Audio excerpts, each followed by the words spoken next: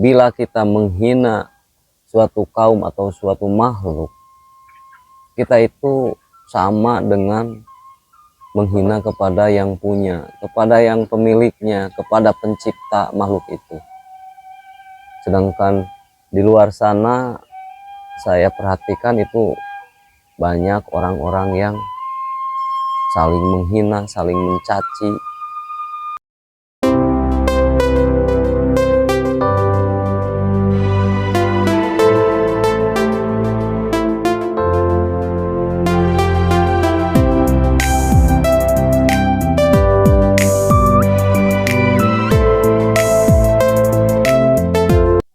Bismillahirrahmanirrahim. Assalamualaikum warahmatullahi wabarakatuh. Sampurasun.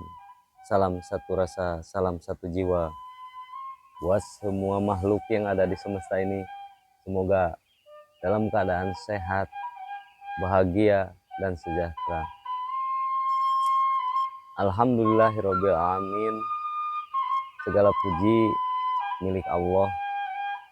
Karena itu saya berterima kasih masih diberi napas untuk beraktivitas seperti biasa, dan dalam aktivitasnya menjadikan manfaat bagi diri saya khususnya dan umumnya bagi orang lain. Salawat saya panjatkan kepada Nabi besar kita Muhammad SAW. Allahumma sholli ala Sayyidina Muhammad wa ala ali Sayyidina Muhammad. Allahumma sholli ala ruhul wujud fi kulil mawjud wa ala ali wa sahbihi wasalam. Allahumma sholli ala Ahmad ruhullah. Allahumma sholli ala Muhammad habibullah. Allahumma sholli ala Mahdi khalifatullah. Nurun ala nurin wa huwal arsyil azim. Dalam kesempatan ini saya akan membahas masalah lisan. Di dalam kehidupan kita ini banyak yang gak sadar bahwa lisan kita ini banyak keluar kata-kata atau ucapan yang kotor dengan tanpa sadar kepada orang lain. Ngopi dulu.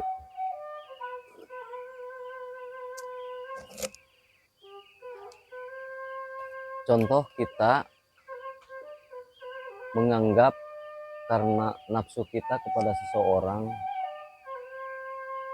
karena orang lain itu kita merasa sakit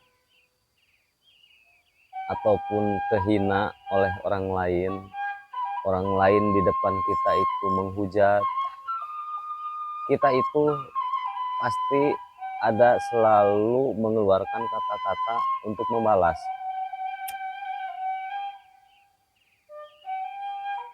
Karena nafsu kita nggak bisa ditahan, maka keluarlah kata-kata kotor seperti kata-kata kasar kepada dia, menghina dia, karena saking dia sakit buat hati kita.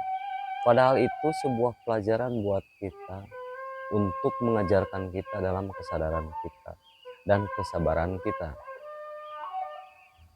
Makanya hati-hati dengan ucapan yang keluar dari lisan kita itu, karena itu bisa membalik kepada kita dan jadi bumerang buat kita.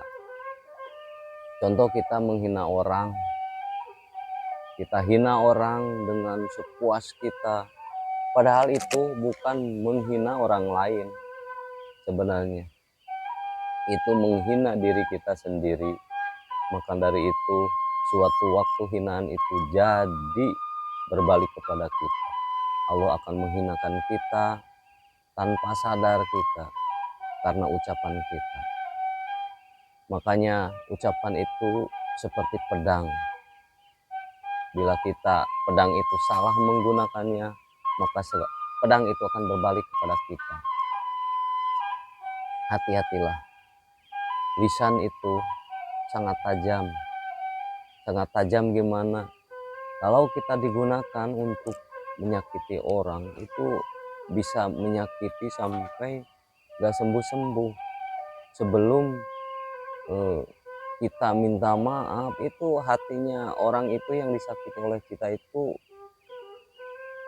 panjang, gak sembuh-sembuh. Ketika nggak ada pengakuan salah, gimana, makanya sakitnya sama pisau yang lahir ini itu nggak seberapa, beberapa hari itu sembuh, tapi sakitnya dengan lisan kita itu kepada orang lain nggak sembuh-sembuh. Ketika kita nggak minta maaf, nggak menjelaskan kesalahan, nggak mengakui kesalahan kita, itu nggak sembuh-sembuh sebenarnya. Maka dari itu marilah kita hati-hati dengan lisan kita itu. Apabila kita menghina suatu kaum atau suatu makhluk, kita itu sama dengan menghina kepada yang punya, kepada yang pemiliknya, kepada pencipta makhluk itu. Sedangkan di luar sana saya perhatikan itu banyak orang-orang yang saling menghina, saling mencaci, padahal dia pada tahu bahwa menghina suatu makhluk itu sama dengan menghina kepada sang penciptanya. Gimana kita? Sadarlah, janganlah keluar dari ucapan kita itu yang jelek-jelek. Suatu waktu pasti itu akan menyerang kepada kita, akan berbalik kepada diri kita.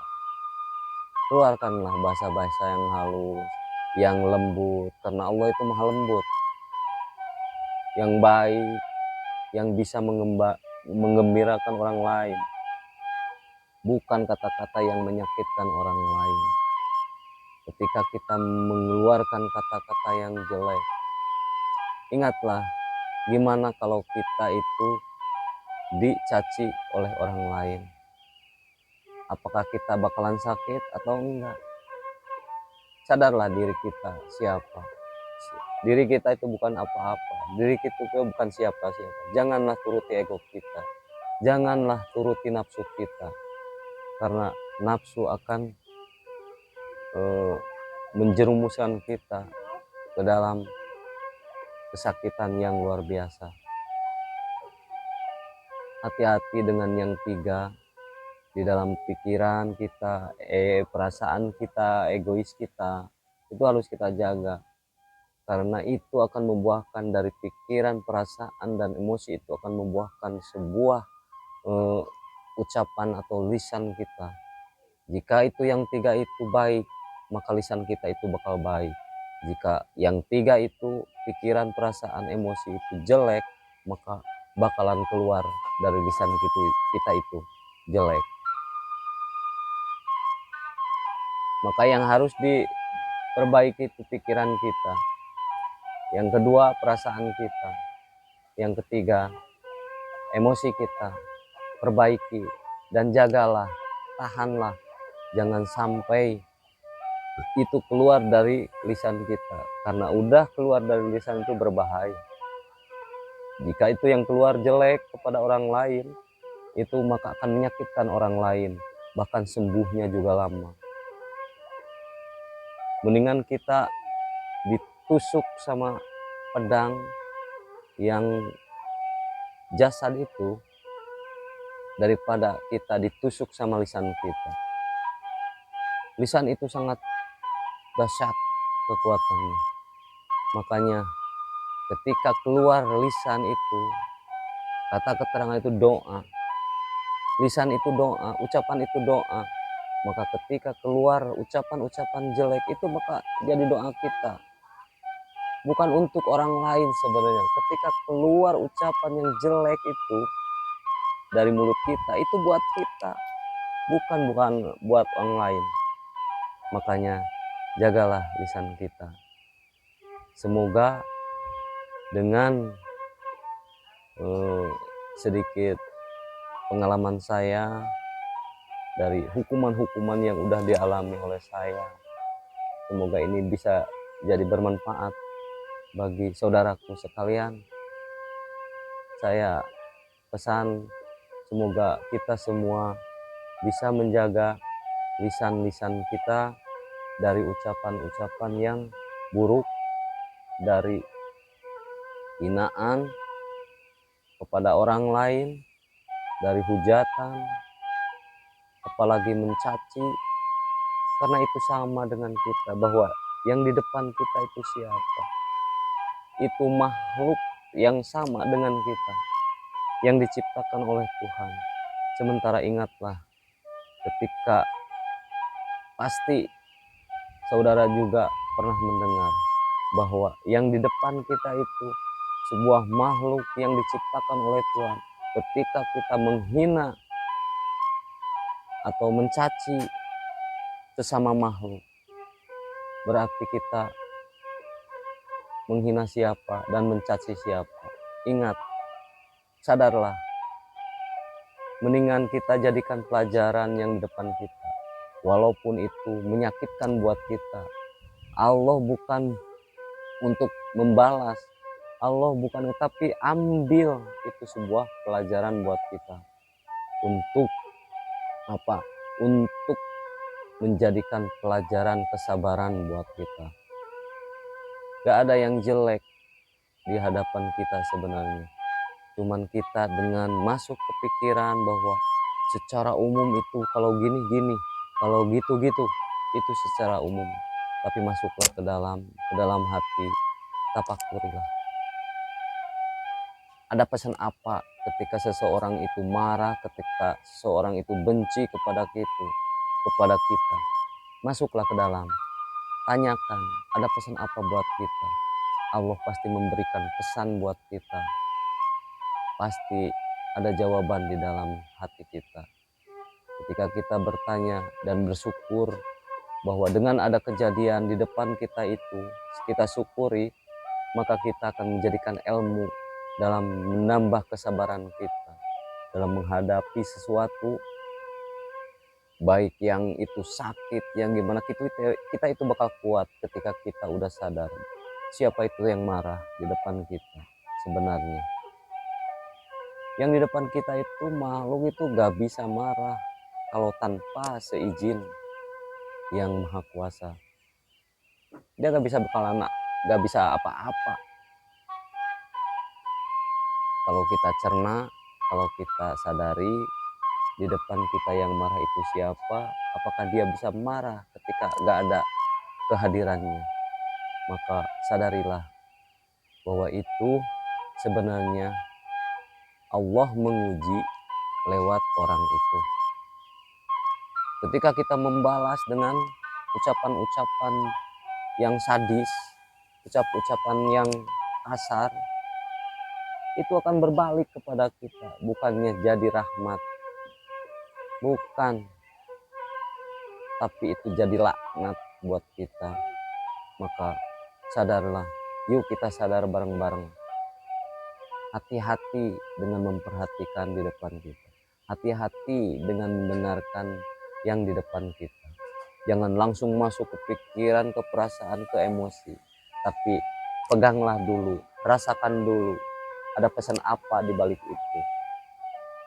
Semoga kajian ini bermanfaat buat sobat semua dan saudaraku sekalian dimanapun berada.